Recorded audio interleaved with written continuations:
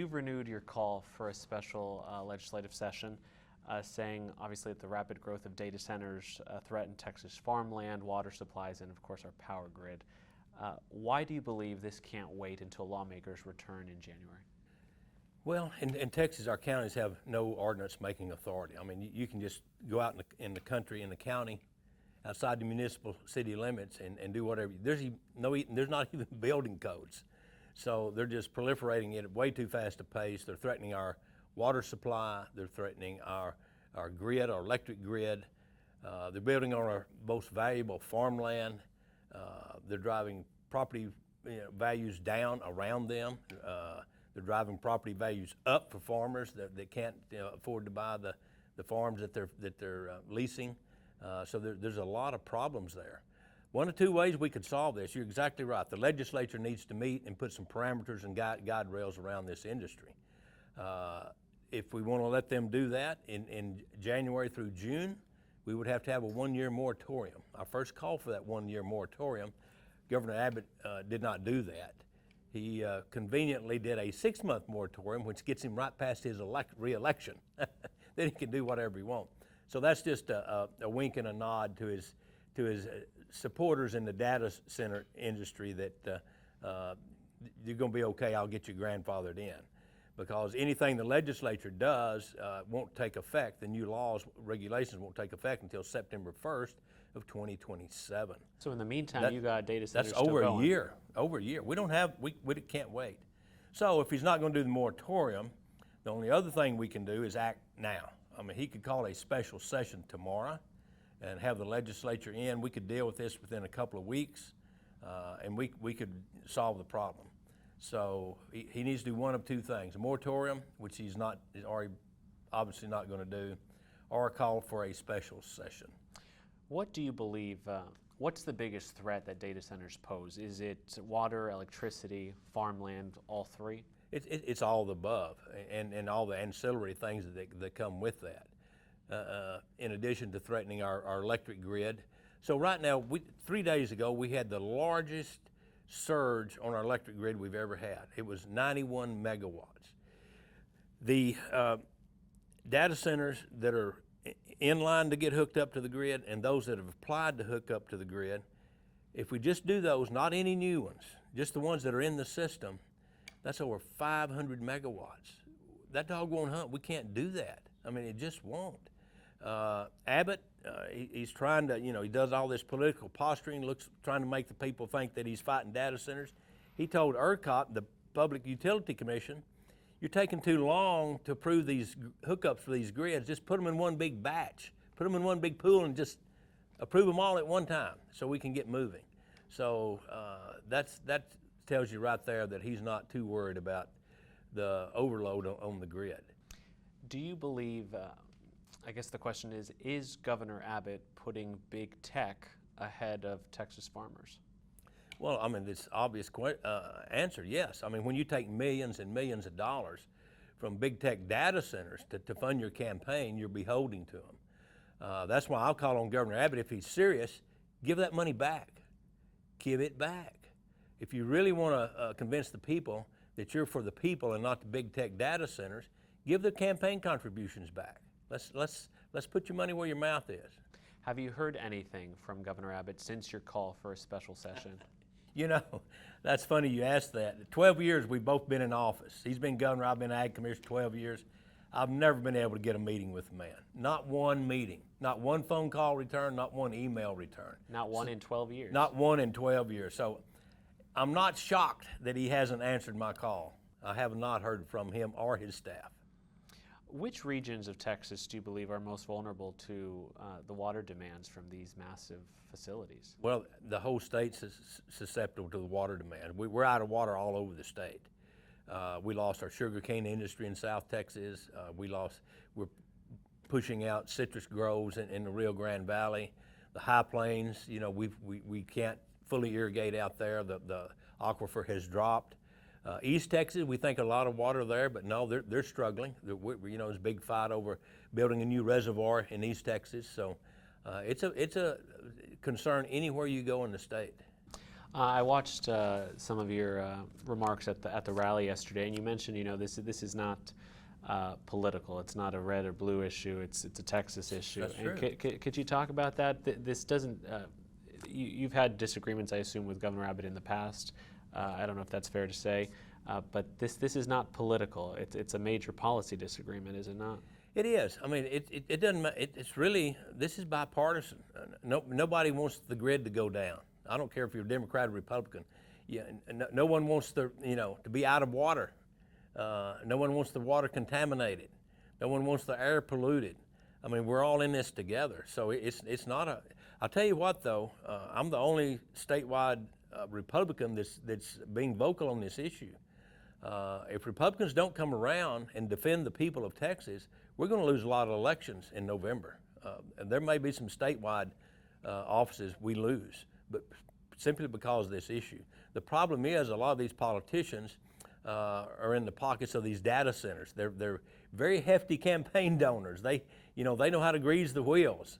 It doesn't stop me. I haven't taken any money from them. If I did, I'd certainly give it back.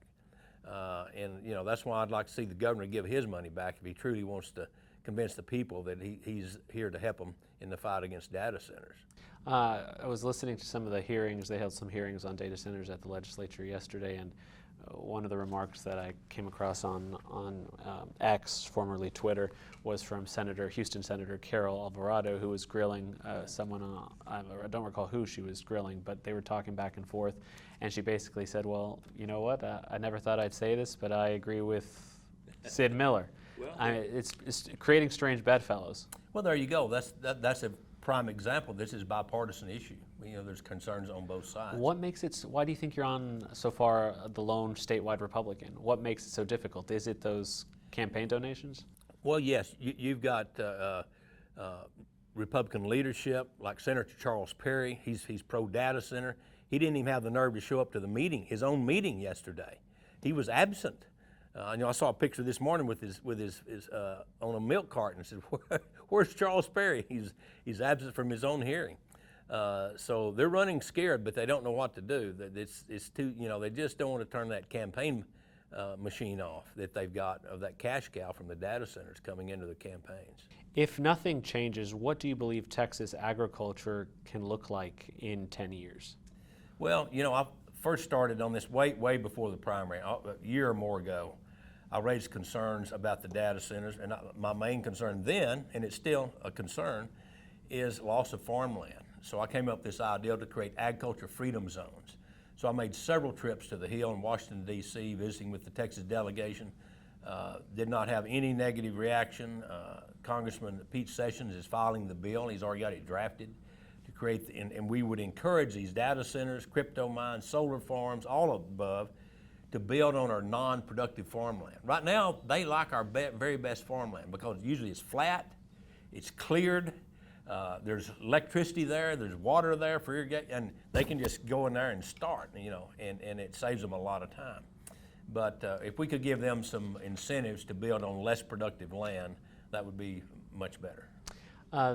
Last couple weeks, maybe over the course of the last month, I recall at least 2, maybe 3 press conferences that Governor Abbott has held at campaign stops where he's brought up data centers and what he's doing to push back against them. Is that all a dog and pony show? That's just all fluff. If you listen to him, he's a lawyer, so he words that. He said, no more data centers in these rural communities. Well, there's no data center built in a town of 600. It's all out in the country, in the county. So, he's a wordsmith with that. And he says, I want the PUC to make these guys, pay for their own electricity and find their own water. Well, that's just words. Those agencies can't do anything without directions from the legislature or an executive order. He could form that in an executive order and it would have some meaning, but he doesn't issue executive order. He says, I want you to, do this. Well, they don't have the authority to do that without legislative action. He knows that. You call this, and correct me if I'm wrong, the top issue across the state right now.